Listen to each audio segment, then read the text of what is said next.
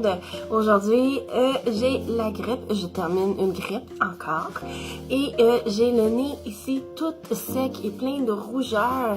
Mais je veux avoir quand même un teint parfait. Donc, voici les étapes, les conseils que je peux vous donner pour avoir un teint parfait, malgré les petites rougeurs et les peaux mortes dues au mouchage excessif. Donc, la première étape, c'est vraiment de bien prendre une crème hydratante. Moi, j'utilise celle-là ici. Donc, vous prenez votre crème hydratante. Je la prends toujours avec la petite spatule. On la met sur la peau. On en met où ce qu'on en veut. C'est sûr que on en met un peu plus où vraiment c'est problématique. Exemple, ici, moi, vraiment, tout le tour de mon nez, c'est vraiment là que c'est le plus déshydraté. On prend ensuite, dans un petit pot, une éponge à mouiller. Comme vous voyez voir, elle est vraiment pleine d'eau. Comme ça ici. Elle est vraiment gorgée d'eau. Et je viens tapoter ma crème hydratante sur tout le visage. Le fait que l'éponge soit mouillée, on va garder vraiment toute l'hydratation de la peau. Comme ça ici. Donc j'ai bien appliqué ma crème hydratante. Ensuite, on met de la base. Comme ça ici. Ça ici, c'est pour bien fermer les pores, combler les rides et les ridules. On en met partout. Et voilà. Là, on attend en théorie 4 minutes. Donc, on prend notre bouteille de fond de teint ici. Moi, c'est la couleur Taffeta. C'est un fond de teint liquide fini poudré. Donc, on se rend même pas compte dans le fond qu'on porte un fond de teint.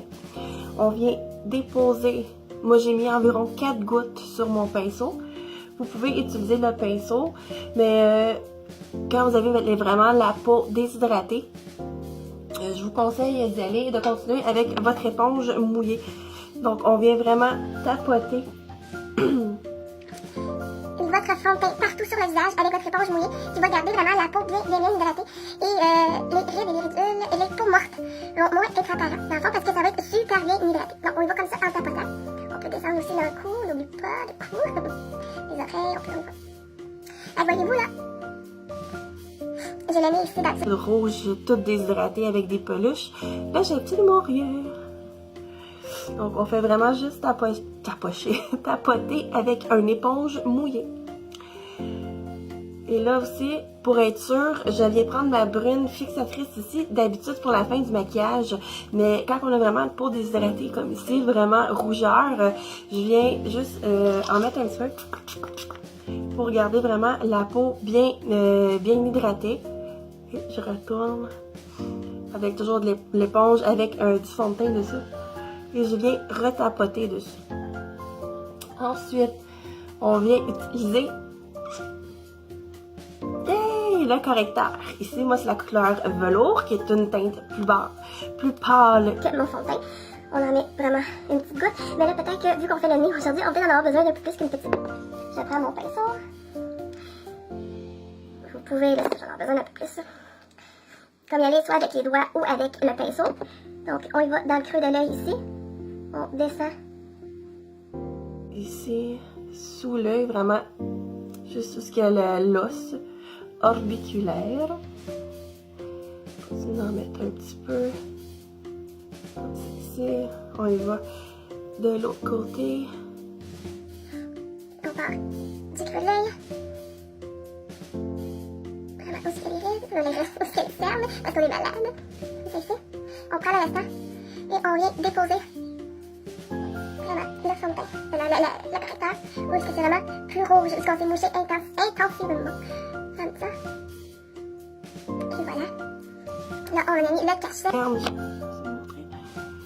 Il faut aussi là, pour enlever le plus de rougeur possible. On prend notre éponge ici, toujours humide, le côté qui a du fond de teint dessus pour pouvoir venir tapoter et que, dans le fond, qu'on voit pas une grosse démarcation plus pâle. Ça va juste venir éliminer le regard un peu parce qu'on est malade. Donc, on y va ici. On vient bien tapoter. Voyez-vous. Continue comme ça. On vient bien tapoter le correcteur sous l'œil. Et on finit toujours avec, vous pouvez même si vous voulez remettre de l'eau de rose, vous pouvez continuer avec la brune fixatrice. On vient remouiller et si vous voyez l'effet que ça fait, comme, tu sais quand c'est en feu là, comme ceci, et on vient tapoter le correcteur tout autour du nez. Il va rester les lèvres aussi là, qui sont très déshydratées là, dans le temps quand on a une grippe. Et voilà, et voilà, c'est ce qu'on fait pour avoir un teint parfait malgré les rougeurs de la grippe, du rhume de la grippe. On n'oublie pas de bien venir poudrer avec la poudre de Behold. Là, vous voyez, j'ai plein de fond de teint dessus. On prend un petit pinceau, comme ceci. Là, on va encore un petit peu enroué. On vient bien replacer le correcteur. Et on dépose la poudre pour bien tenir. C'est ici. Vous pouvez faire tenir le correcteur tout au long de la journée. Là, par contre, autour du nez, si vous vous mouchez, ça se pourrait que vous auriez besoin d'une retouche. C'est pas grave. Et on vient ici bien poudrer le nez. De fond de teint, de poudre correctrice. Et on fait le reste.